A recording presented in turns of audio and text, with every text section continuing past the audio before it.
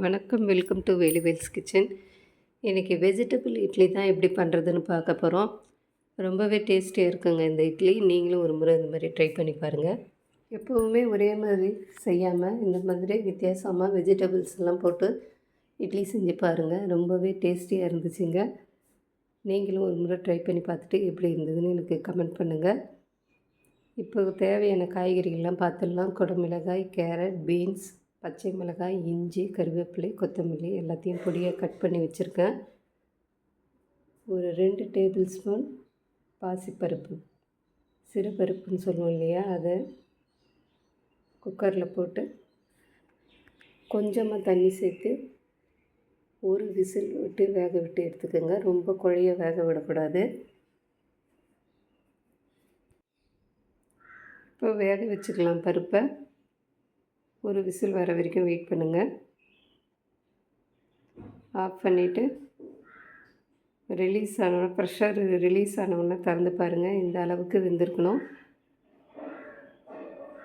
இப்போ உங்களுக்கு ஒரு கரண்டியில் எடுத்து காமிக்கிறேன். இதை மறுபடியும் நம்ம இட்லி மாவில் போட்டு வேக வைக்க போகிறோம். அதனால் ரொம்ப வேக வைக்காதீங்க. இந்த அளவுக்கு வெந்தால் போதும்.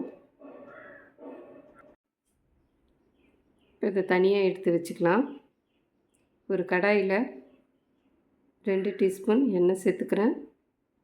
இது கூட கடுகு 1 டீஸ்பூன். இது நல்லா வெடிக்கணும். கடுகு நல்லா பொரிஞ்சிருச்சுங்க. ஜீரகம் 1 டீஸ்பூன், உளுத்தம்பருப்பு 1 டீஸ்பூன் சேர்த்து அது நல்லா சிவக்க வறுக்கணும். இது கூடவே கடலைப்பருப்பு 1 டீஸ்பூன் சேர்த்துக்கிறேன். நல்லா சிவந்து வந்ததும் நம்ம வெட்டி வச்ச காய்கறிகளெல்லாம் சேர்த்துக்கலாம்.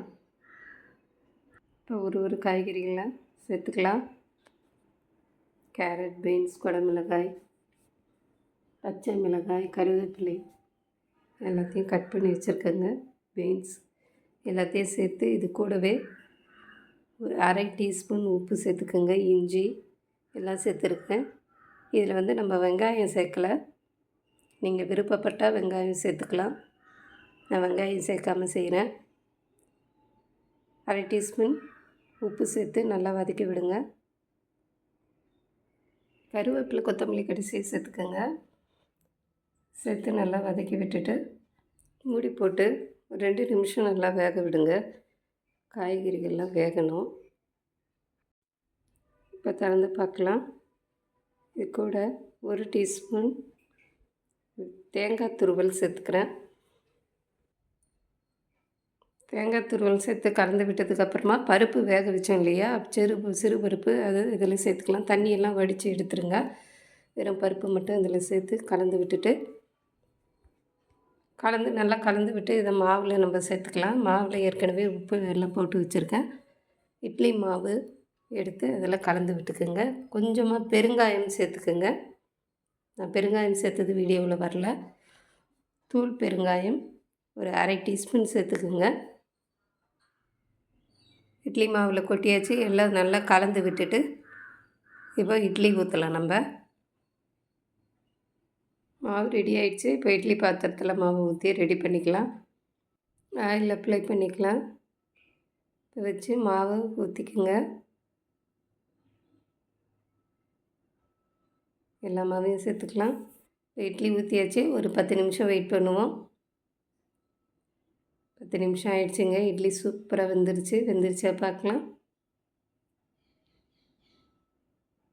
பாருங்கள், சூப்பராக வெந்துருச்சு இட்லி. வெஜிடபிள் இட்லி ரெடி ஆகிடுச்சு.